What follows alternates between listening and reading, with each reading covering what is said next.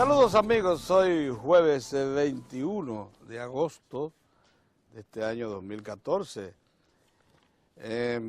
Felicitamos a un periodista de nuestra generación, Juan Bolívar Díaz, quien ayer recibió el Premio Nacional de Periodismo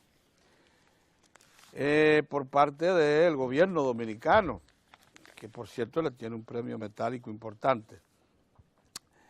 Pero más que todo porque es un merecido reconocimiento a un ejercicio profesional de larga data, exactamente miembro de nuestra generación, aunque nosotros lo llevamos un poquito más, que ha dedicado los mejores años de su vida a la información, a servir de correa de transmisión y también a formar opinión. Pero yo quería resaltar que con este premio el gobierno también actúa coherentemente en uno de los pasos tácticos más trascendentes que se han dado en los últimos años en la República Dominicana desde el sector oficial, el cual se resume en abrirle una ventana, así sea con altos riesgos, y de esos riesgos voy a mencionar hoy algunos, a una parte, a una sección de la sociedad dominicana, en este caso la sociedad civil organizada, que parecía quedarse sin aliento, sin opción participativa de los escenarios nacionales que son básicos para la nación, porque son los que sirven de marco para la toma de grandes decisiones relacionadas con el presente y futuro de las generaciones de hoy y del futuro. Por tanto, entonces, ese paso táctico lo dio este gobierno. Hasta la llegada del presidente Danilo Medina y de su equipo al poder, la sociedad civil se había instituido la sociedad civil alrededor de participación ciudadana y todo aquello que se fundó en el 1992 con orientación de la Embajada Norteamericana y de otros órganos extranjeros, que ha recibido un respaldo enorme, no solamente de orientación, sino también de respaldo financiero de instituciones como el Banco Mundial, que goza de la simpatía del Banco Interamericano de Desarrollo, porque la llamada sociedad civil es un instrumento que tienen las sociedades democráticas abiertas para darle un respiro a los grupos sociales que se quedaron fuera de lo que son los grupos fácticos, grandes empresarios, grandes gremios, Fuerzas Armadas, los poderes del Estado. Entonces, los que no están representados allí, de una manera inteligente, la sociedad moderna, democrática, le ha encontrado una formulación. Bueno, vamos a constituir una sociedad civil bien montada, bien organizada para que respire. Pero ¿qué pasó? La nuestra surgió con el propósito expreso de desplazar al doctor Balaguer, de la que se cansó tanto la comunidad internacional, los grandes centros de poder, se cansaron de él, querían salir de Balaguer, y es más, y escogieron un sustituto al doctor Peña Gómez. Por eso la sociedad civil dominicana surge afectada, yo diría que maleada. Pero se fue cada vez más poniendo en posición conflictiva con respecto a las fuerzas que pasaban a dirigir la nación, al punto de que los últimos gobiernos, desde la elección del doctor Leonel Fernández hasta el 2000, porque hubo un interregno donde ella se sintió muy bien, que fue del 2000 al 2004, ahí se le dio mucha participación, pero del 2004 hasta hace 2 años, para serles preciso, la sociedad civil se sintió marginada y estaba perdiendo el aliento e incluso pasó a planos que para mí son ya desesperados, como ha sido el de asociarse a intereses muy conservadores, fundamentalmente de los grupos que están en la cúpula empresarial, que por cierto nunca habían recibido una identificación tan plena de la sociedad civil, pero además estaba en una actitud conflictivas, de confrontación con el Estado. Este gobierno le abrió la puerta. Y al abrirle la puerta le ha dado oxígeno que necesitaban. Lo de ayer es una expresión clara de que la sociedad civil, el reconocimiento que le hacen a Juan Bolívar, que tiene todos los méritos profesionales para recibirlo, pero además es una demostración clara que la sociedad civil goza mucho de respeto y respaldo del presente gobierno. Y además nosotros consideramos que de un oportuno respaldo, porque la verdad es que por el camino que íbamos a llevar a un plano de confrontación innecesaria a un grupo que después de todo aporta sus ideas, aporta visiones que son necesarias tomar en cuenta, ponerlas sobre la mesa, independientemente de que no estemos de acuerdo con ello. Y hablando de sociedad civil, hay un comunicado oficial del Consejo de Administración de la Corporación Dominicana de Empresas Eléctricas Estatales, CDEE, en el que respaldan el concurso, la licitación que hizo el gobierno, la CDEE, para seleccionar la firma que resultó beneficiada con el contrato para la erección de las 2 plantas térmicas a carbón mineral que se van a erigir en Punta Catalina, allá en Peravia. La firma que resultó agraciada fue la Norberto Odebrecht, Tecnimont, Ingeniería Estrella. El comunicado dice, entre otras cosas, que no tenemos duda alguna en que el proceso de licitación constituyó un procedimiento de selección ejecutado en estricto apego a los principios de la ley 340-6 sobre compras y contrataciones de bienes, servicios y concesiones del Estado, de fecha 18 de agosto del 2006. Su modificación y reglamentación complementaria, en especial la concurrencia, la transparencia, la publicidad, igualdad y libre competencia de todos los participantes. En tal sentido, manifestamos nuestro compromiso y plena disposición de defender, por ante cualquier instancia judicial, administrativa, política o social, que sea habilitada la pulcritud y la eficiencia de la ejecución del proceso de licitación pública internacional que terminó, como ya les dije, concediendo esta obra. Ellos recuerdan que se hizo este Consejo de Administración para la licitación, se hizo asesorar de un comité de licitación que al mismo tiempo fue apoyado por comisiones internas y la asistencia de consultores externos especializados en las siguientes áreas. Oigan esto, los que asistieron y estuvieron presentes y ayudaron a una definición de esa licitación.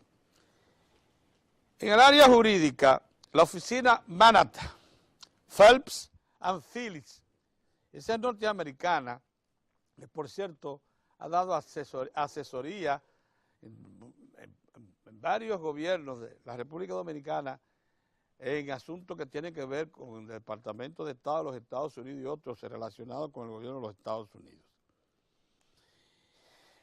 Pereira, Rusin, Becci, Heredia, Bonetti. En el área técnica, Stanley Consultants y Proyersa S.A. En el área económico-financiera, el BNP Paribas Security Corporation, ese banco gigante europeo, la Deloitte RD, la Fundación de Economía y Desarrollo sirvieron de soporte a esto. Ahora bien, por eso les decía que el respaldo de la asociación, la apertura que ha tenido este gobierno con la sociedad civil, que le ha permitido a estos grupos estar presentes y ser escuchados en muchos asuntos, e incluso recibir trabajo, empleos del propio gobierno que no tenían, también tiene sus riesgos, porque aquí se menciona un comité de licitación que lideró este proceso de 5 personalidades, pero se le agregaron 2 por solicitud de la sociedad civil, que fueron el ingeniero Ramón Flores y el economista Isidoro Santana. De los 7, cuando terminó el concurso, los únicos 2 que no firmaron la licitación y que no la aprobaron y que le hicieron observaciones fueron precisamente el ingeniero Flores y el licenciado Isidoro Santana, preparando las condiciones para este momento. Porque la sociedad civil, a pesar de que se le da participación y intervienen también con mucha presencia en los asuntos públicos, luego que se le abrieron las puertas en el Palacio Nacional, también es bueno que se sepa, no ha abandonado su propósito. Ellos tienen su proyecto. Y cada vez que puedan, van a situarle obstáculos al PLD y a su gobierno. Cosa que tampoco se le puede pedir, una vez colaboren con el gobierno, que lo sacrifiquen. Esos son sus propósitos, esos son sus compromisos. Pero es bueno que se sepa con quiénes está. Ramón Flores e Isidoro Santana fueron los únicos 2 del comité de licitación que hace alrededor de un año no aprobaron la decisión de escoger al consorcio Norberto Odebrecht Technip-Mon Ingeniería Estrella como ganador para la erección de estas 2 plantas. Eso queríamos dejarlo consignado únicamente. Y queríamos también referir lo siguiente, antes de pasarle a nuestro amigo don Orión. Buenos días, don Orión. La palabra. Miren, ayer, observando ya más en detalle, más pacientemente, la conferencia de prensa del presidente de la República con los reporteros que cubren Palacio, un verdadero resumen de 2 años ejecutivos hecho por un jefe de Estado que tiene dominio pero acabado, muy detallado, de lo que es toda la estructura del Estado. Y lo demostró en esa rueda de prensa de 1 hora 45 minutos sin desperdicios.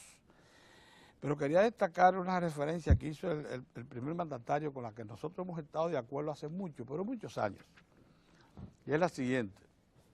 Los jefes de Estado tienen que administrar la palabra como administran las grandes decisiones. Y de eso hizo acopio y refirió el jefe de Estado cuando se excusó ante los periodistas que cubren Palacio. Él les dijo que no siempre estaba a su disposición porque, dijo él, porque en ocasiones la intervención de un jefe de Estado en un asunto cualquiera que sea público o que esté en debate, o lo interrumpe el tema, la decisión, o lo desorienta, porque es muy pesada la acción, pero además porque es la última instancia. El jefe del Ejecutivo es la última instancia ante cualquier asunto nacional. Por eso cuando los periodistas pretenden que un jefe de Estado improvise juicios semanalmente y a cada momento y cada vez que ellos lo requieran, lo que hacen es exponer al país a que a temas de mucha envergadura, de mucha importancia, que están en proceso, sean interrumpidos, detenidos o desorientados por la intervención del que la va a decidir finalmente. Por eso él advirtió ayer cuando le trataron, por ejemplo, el tema, Loma Miranda dijo, no, que decidan, que cuando eso llegue a mi despacho, entonces yo opinaré. Y explicó que los jefes de Estado no pueden estar disponibles siempre, sino cuando consideren que el tema está suficientemente debatido y reclamen su participación. ¿Qué le pareció esa lección del presidente? Esos son asuntos que ya tenemos que tenerlos claros. Saludos. Los jefes de Estado no están disponibles cada vez que uno desee, ¿no? No, es verdad. Es la última instancia política. No jurídica, pero política. La última instancia jurídica es el Tribunal Constitucional. Pero sí política. y administrativa. Así es. Bueno, señores, en el día de hoy yo creo que ya es tiempo de que uno pueda analizar desde otra perspectiva el resultado de la rueda de prensa o del almuerzo del presidente Danilo Medina con los periodistas. Porque a partir de ahí yo vi ayer una parte lo había visto el día de la, diferido también, pero el día del almuerzo, pero también ayer la corporación CERTV tuvo a bien también pasar el video de ese almuerzo. Mucha gente que no lo vio, entonces más sosegadamente pudo ver todo, que es mucho mejor que leer las crónicas de los periódicos. Y entonces uno ve al presidente, su forma como habló, cada momento, sus expresiones gestuales, cómo le dedicó más o menos tiempo a cada tema. Y así uno puede armar un criterio de perspectiva de lo que sería el gobierno en los próximos 2 años. Lo bueno y lo malo que hay que enfrentar. No hay duda de que el presidente Danilo Medina está en lo que se define como la cresta de la ola de adherencia colectiva a todo su programa de gobierno. Ha tenido completa complacencia de la sociedad dominicana en los términos de las matrices fundamentales de su gobierno. Especialmente su forma en términos personales de conducir el Estado, la discreción, la sensatez, la humildad, la moderación, y luego las ejecutorias principales en la economía, una economía volcada al crecimiento y al crecimiento creciente. No solamente que ya no tenemos el riesgo de caer en estado de recesión la economía, sino que va en crecimiento, valga el término, creciente. No solamente que estamos en el nivel de crecimiento, sino que va creciendo ese nivel de crecimiento, y repito, valga la redundancia. Y además algunas acciones fundamentales del gobierno, especialmente en el ámbito de la agropecuaria, que sin duda alguna siempre la agropecuaria era sinónimo de incertidumbre para los productores, no solamente los grandes productores, sino fundamentalmente medianos y pequeños productores. La inyección de lo que se ha denominado democratización del crédito al sector agropecuario ha ayudado a tener una garantía plena de servicio al mercado interno y de promover un nivel, una canasta de exportaciones que no estaba previsible en los programas de crecimiento del sector. Tenemos el crecimiento de las frutas, vegetales, y crecimiento también de los productos tradicionales en términos de importación, víveres, granos, etcétera, y más del 90% de las necesidades alimenticias del sector agropecuario de la población dominicana son servidas. Por ejemplo, ya nadie oye hablar de crisis en el sector arrocero, no se escuchan al sector productor de habichuelas, no se escuchan a los productores de Constanza, de vegetales y de viandas, no se escuchan a los del Valle de Asua. Es decir, parece que hay una relativa, para nosotros no exagerar la nota, una relativa calma o un manejo adecuado, no solamente de la producción, la sanidad fitosanitaria, o el manejo fitosanitario del campo dominicano, sino también de la comercialización. No quiere esto decir que todavía la intermediación no tenga un factor incidente negativo en la comercialización de la producción agropecuaria.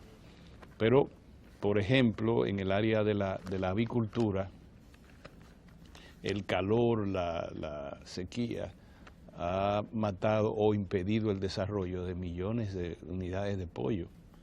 Pero el gobierno ha atendido también esa área y está atento, es lo que yo quiero señalar, está atento. Pero lo fundamental ha sido, por un lado, la investigación a través del Instituto de Biotecnología, se llama, agropecuaria, que ha logrado controlar, disminuir el impacto de enfermedades a través de del manejo de semillas que se fortalecen ante este tipo de situación. Y por otro lado, la democratización del crédito. No hay duda que la amplitud del crédito a través del Banco Agrícola, que ya antes había estado, hay que decirlo con justicia, ya antes había recorrido el camino de la ampliación de su cartera de crédito y sanidad de la cartera, pero agregado a fuentes alternas de crédito, el propio FEDA, no sé si es que el gobierno le ha inyectado más recursos, pero parece no acabarse cada vez que el presidente viaja a comunidades rurales toda la semana, el director del FEDA le asiste y aparecen 10, 20, 30, 40 millones, a veces hasta 50 millones de pesos. El presidente ha dicho que se lo devuelvan, que no es dinero suyo, sino que es dinero del Estado. Yo quiero señalar todo eso, porque la mitad del gobierno, el presidente está en el mejor de los sitiales, posiblemente en América Latina, en términos de preferencia, en términos de aceptación de la sociedad que dirige su gobierno. Y entonces ahora vemos cuáles son las cosas buenas, ni se dicen, porque buenas son. Donde uno tiene que prevenir es en las cosas malas, Pedro. Sí. Y sin duda alguna, vamos a una segunda parte del gobierno que es muy pendiente hacia abajo. No porque el gobierno va a disminuir sus condiciones de eficiencia que ha tenido, sino porque los problemas que va a presentar ahora requieren de una solución mucho mayor, de mayor abordaje, y los intereses son muy cruentos. Y el tiempo es corto. El tiempo es corto. Sí. Por ejemplo, el tema eléctrico, el presidente lo trató. Me llamó mucho la atención. El presidente trató el tema eléctrico en su comparecencia con los periodistas. Lo vinculó, fue un tema vinculante con déficit fiscal, con endeudamiento y con ingresos. Sí. Y el presidente lo manejó, a mi modo de ver, muy magistralmente. Es decir, ¿por qué tenemos déficit? Bueno, tenemos un déficit fiscal que este año el gobierno no va a poder reducirlo como lo redujo el año pasado, de 6.6 a 2.8, porque nuestros ingresos son limitados. No, y porque a compromiso como es la capitalización del Banco Central y el subsidio del sector eléctrico. No, ahí voy. Entonces, nuestros ingresos son limitados, pero además de eso, nosotros tenemos compromiso que no podemos cerrar el Estado. Entonces cita que desde el año 2004, con el crash bancario y la crisis económica de 2002 a 2004, la emisión de los certificados del Banco Central, con lo que se redimió la deuda de los bancos quebrados, generaron un déficit cuasi fiscal que hoy el gobierno lo está pagando con una ley que es única en América Latina, agrego yo, única en América Latina. En Chile hay una, pero a 50 años, Pedro, a 40 años, en México hay otra.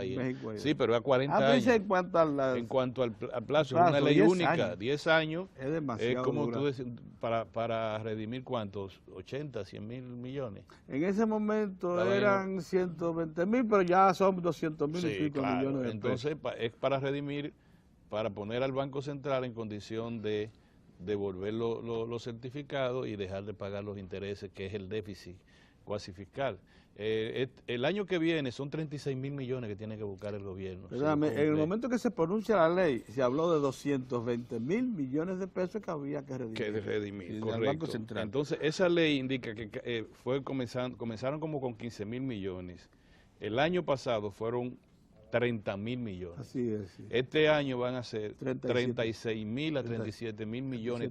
Sencillamente hacer una transferencia del presupuesto de la nación al Banco Central. Sí. Entonces, el presidente señala eso como un factor de déficit de endeudamiento, porque el ciudadano ordinario, como decimos, no tiene que explicarle la cosa lo más claramente posible, como por ejemplo decir, déficit no es más que endeudamiento, es lo mismo en su casa.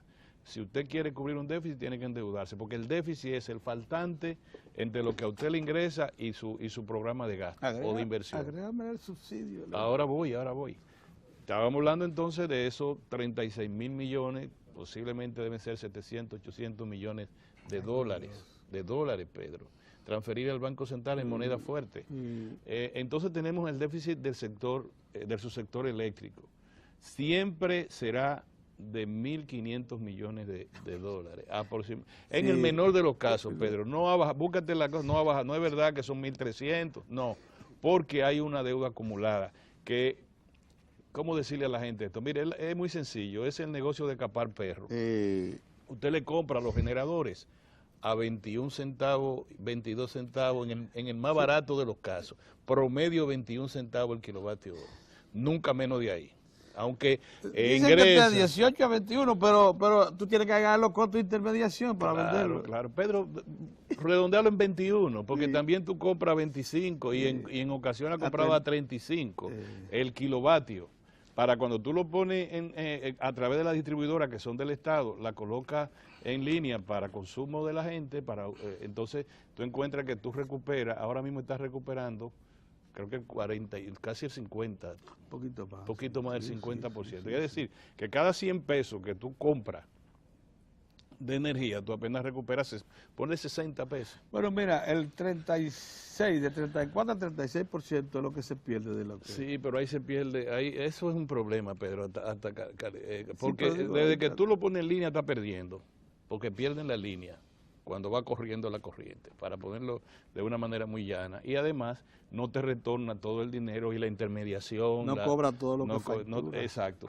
Entonces, esos son 1.500 millones de dólares promedio al año. 1.500 más los 800 de la transferencia al Banco Central, estamos hablando de 2.300 millones de dólares al año.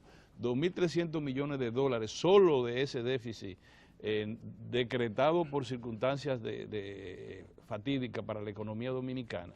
Eso es más que el dinero que vamos a tener que contratar para las dos plantas, que van a resolver ese problema. No es porque ya se resolvió el problema de que si se le inyectan 656 megavatios. No, 756 megavatios de esas nuevos. Dos plantas de Punta Catalina. Ya se resolvió el problema. No, es el impacto que eso tiene. Y así es. De esa energía barata, un promedio de aproximadamente de 11 a 12 centavos. Así es. Que va a ser la que va a ingresar primero a línea y va a descartar las plantas que tengan una producción cara, es decir, por encima de 20, 25, qué sé yo, cuántos centavos de dólares en el kilovatio hora. Y entonces ese es el principal tema pendiente del gobierno del presidente Danilo Medina, porque el propio presidente lo situó así cuando dijo que no se iba a quedar de brazo cruzado y sabiendo que tiene que transferir cada año aproximadamente 1.500 millones de dólares al subsector eléctrico, que se convierten en rentabilidad para un sector cuasi mafioso, Pedro.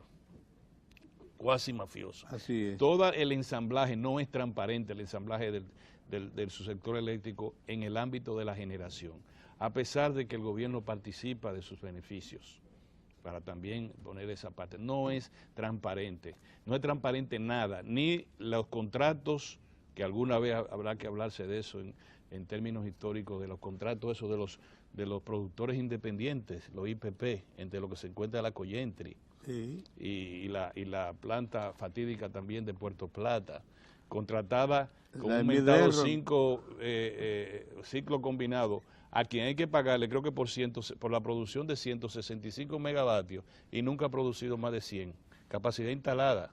Tú tienes que pagarme 165 por 165 megavatios y yo nomás te ofrezco 80 o 50. Lo que pueda. Lo que pueda, como tú lo dices. O lo que hacen aquí, que como lo dijo Rubén Bichara, tienen un contrato, la AES, de gas, un contrato a 20 años producido a comienzos de la década del año 2000 y a $3, la que sé yo cuánto, cómo se valora eso, y está a $20 ahora en el mercado, porque en el gas se contrata a 20 años, entonces ellos están ganando una rentabilidad porque contrataron cuando el gas estaba barato, pero a nosotros no nos lo dan a esa cosa, no vaya que tú a creer, pero además sus plantas facturan como si fuera Bunker sí, Pedro, acuérdate. Sí, pero eso es otra historia. No, esa es otra historia de esa maldición que hay. Es decir, a la gente hay que decirle eso, porque miren, el pleito más grande, la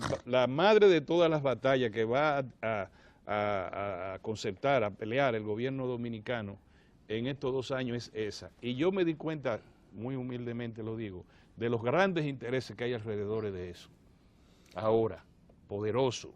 Sí, ¿sí? es verdad. Entonces, yo lo que quiero decir es que todo el que se sienta un poco dolido del pueblo, que sienta que este pueblo le duele, que deba defenderlo, tiene que defender esto de las 2 plantas, Sí, no sí, importa sí. lo que pase. Así es. Entonces, yo llamo la atención del presidente Danilo Medina, diciéndole que se agencie el respaldo de lo mejor para que termine sus 2 años que le restan ahora, como el pitcher running dominicano, Sí. y pueda poner la flecha así, como él hace, cuando termine y cierre el juego a todo vapor.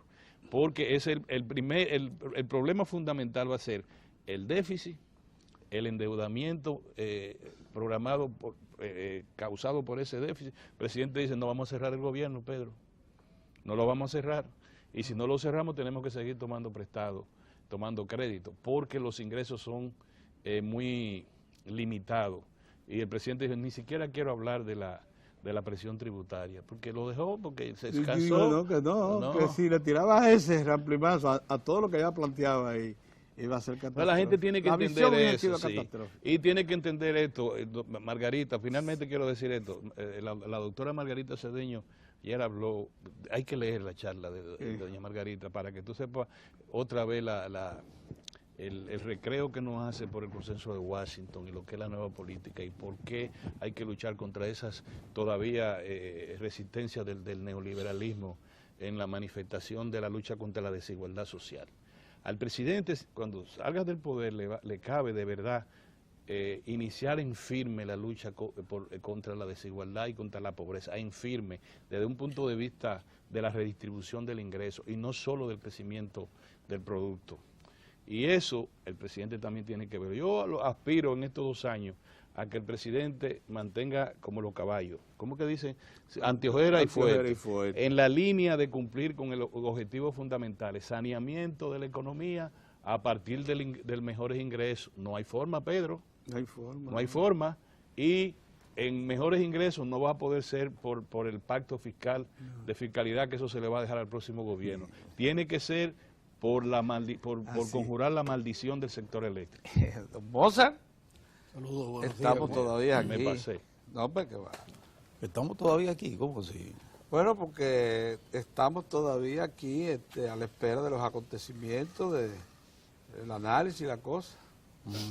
¿Dónde está, señor? Yo no Tineo, entendí bien, pero... Sigo sin entenderte, pero lo dejo así. ¿Para que no veo a Tineo?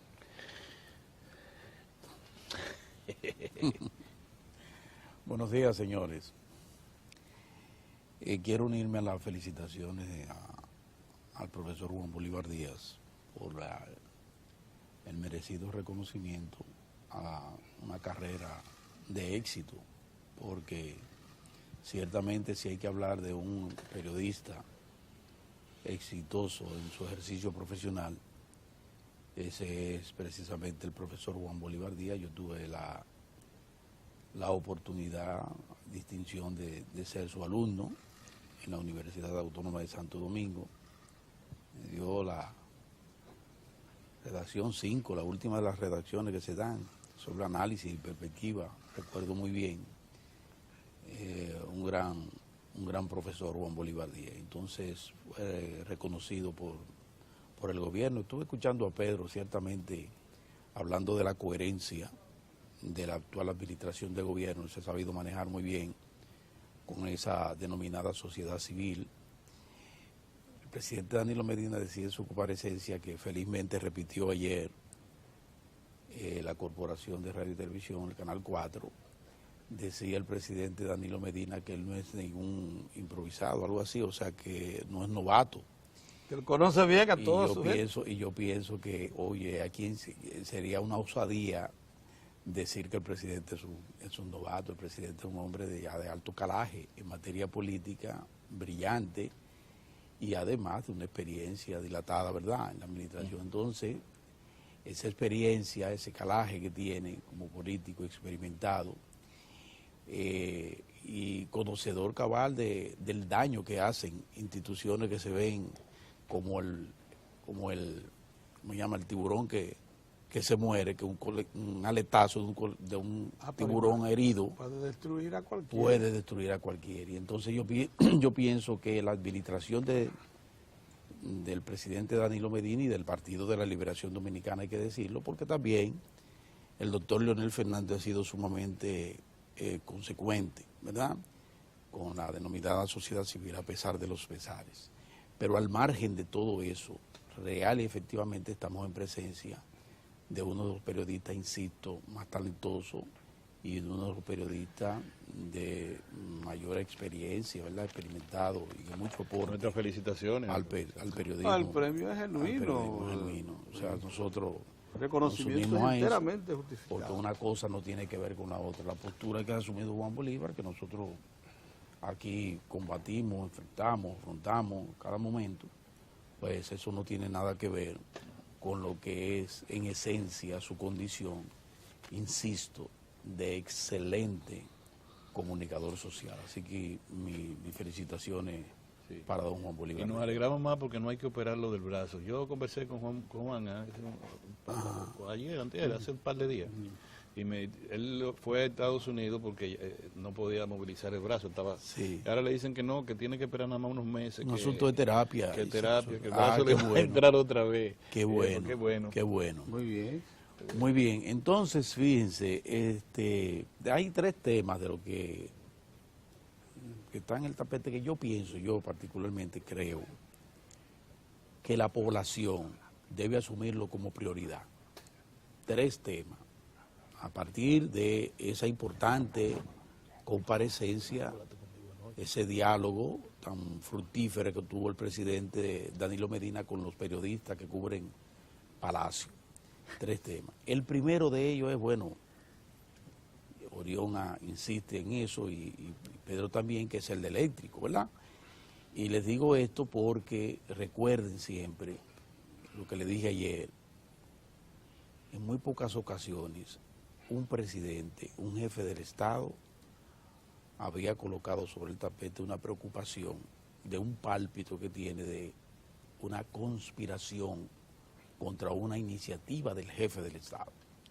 Cuando un jefe de Estado dice que se está conspirando contra que siente que se está conspirando contra una de sus iniciativas, lo está diciendo la persona mejor informada. Porque algunos dicen que se supone, no, yo no supongo nada. El presidente de la República, ya ves cómo se llama, tiene que ser el mejor informado de la nación. Sí. Y entonces el presidente dice que siente, porque es la forma, me encanta la forma en que el presidente habla, dice sus cosas, él siente un pálpito. Pero nosotros decimos, bueno, es un pálpito, pero un pálpito que viene. Un pálpito presidencial es peligroso, ¿verdad? Sí. Entonces el presidente ha dicho eso. Y la gente, y además de eso, apeló a la población, le dijo a la población, miren, apoyen esto, y yo le digo al presidente como lo ha estado apoyando, porque miren, hagan el levantamiento que quieran. La población está con esas dos plantas que no hay forma de echar hacia atrás, porque ha hecho conciencia de lo que significa este proceso de cambio de matriz eléctrica en la República Dominicana, para sus bolsillos, para los bolsillos de la familia. Y muchos productores, ese sector productivo que viene padeciendo los rigores de la carestía de la electricidad y además del déficit de los apagones, que invierte muchísimo dinero en plantas, en inversores, 20.000 cosas que lo retrasan todo, ellos, que aunque son parte de toda una masa que se mueve, comunicantes, son vasos comunicantes, porque muchas veces son propietarios también y están metidos en el negocio, pero aún así los medianos, los pequeños están sufriendo y quieren que el gobierno siga adelante en ese proceso tan importante. Entonces la población debe poner en carpeta, al lado ahí de la cama, al despertarse junto a la Biblia, su empeño, su vigilancia al lado del presidente y del equipo que dirige Bichara, para que llevemos a feliz término la construcción de esas dos plantas a carbón que nos van a generar de inmediato, entren al menos 550 millones de dólares al año, que nos van a dejar de sacar de los bolsillos para ir a nichos de gente y de familia y de gente involucrada con eso. Mozart, porque las cosas deben, ya que tratas el tema, las cosas deben precisarse de inmediato.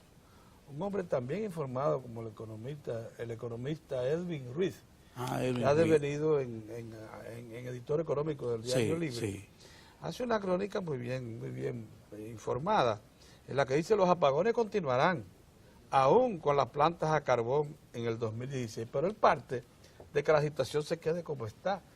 Pero no es así. Y no analiza dentro de la crónica. Yo leí la crónica.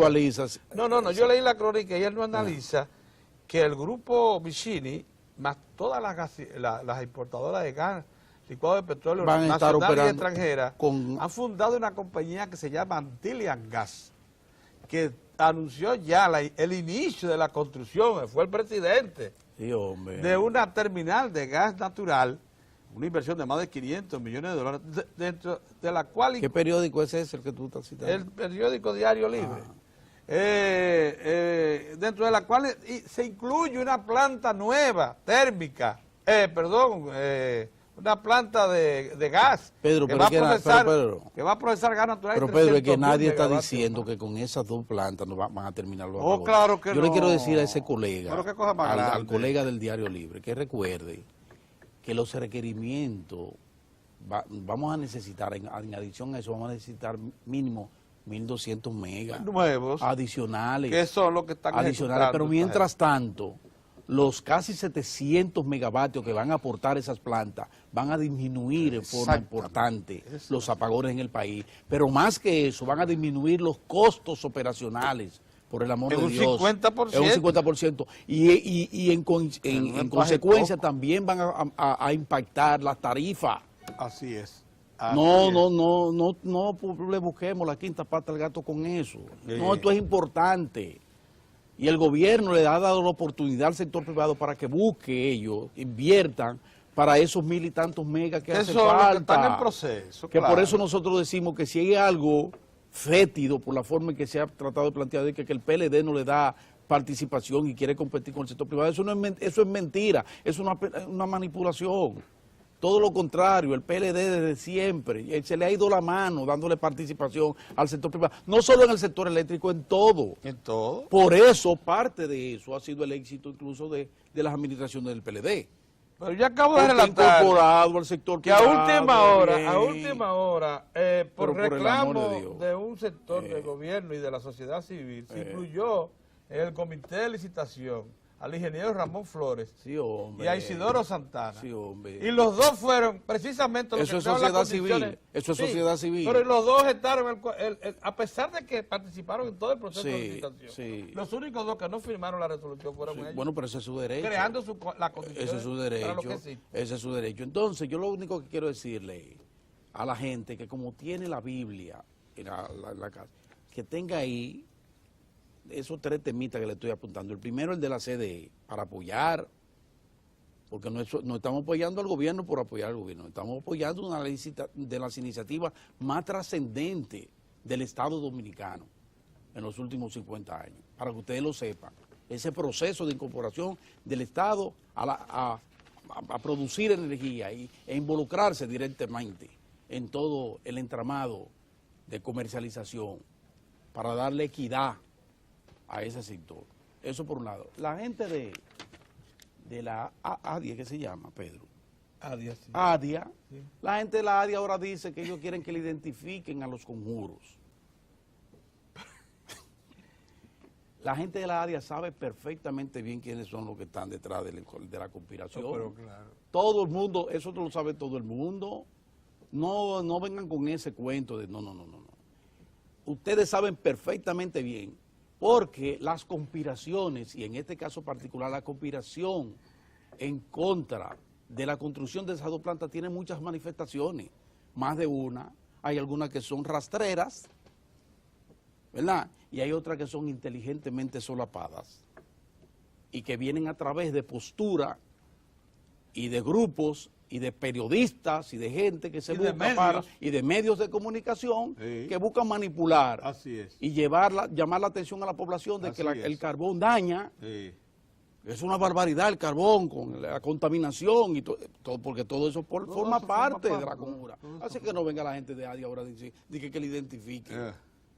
De eso. Así que la gente, ese es el tema 1 que debe tener muy presente la gente. Tema 2, los salarios. No lo dejen caer. El presidente de la República, sensible y conocedor cabal de lo que pasa con la estructura salarial de la República Dominicana, ha dicho una gran realidad. El problema que tenemos de que cada vez que vamos al supermercado o al mercado o al colmadito, el dinero no nos da, no es por el asunto de inflación. Demostrado está que la inflación, si hay un elemento que ha caracterizado las administraciones del PLD, es ese mantenimiento del crecimiento de la economía con estabilidad. Y dentro de la estabilidad macroeconómica resalta la estabilidad en los precios. Menos de 2 dígitos. Todas las administraciones del PLD, menos de 2 dígitos. Nunca han superado el 10. Contrario, como bien citara el presidente, del 2003 al 2004, esa inflación que hoy tenemos, muy por debajo del 5%, esa inflación se colocó casi 60%, que fue cuando ustedes se acuerdan de aquellas filas en los supermercados, que eran las casas de terror y todo ese tipo de cosas. ¿Ustedes recuerdan? Nunca jamás ustedes se han encontrado con eso, pero siempre ha permanecido el otro elemento, que es el que no se quiere tocar, el de la estructura de salarios.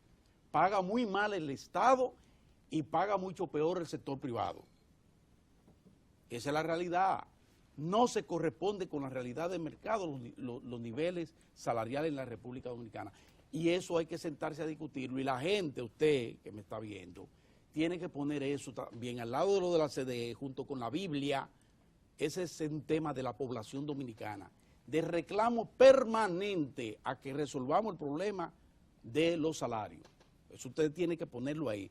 Y me alegra que los sindicatos estén en una buena actitud, que es la del diálogo, la de llamar a los empleadores a dialogar para que nos enfoquemos en ese tema que nos afecta a todos, porque afecta también, aunque ellos no lo quieran reconocer por su voracidad, que es el sector empresarial, los afecta a ellos también, porque a menor capacidad de compra de la población, menor son sus posibilidades de hacer crecer sus negocios y sus capitales.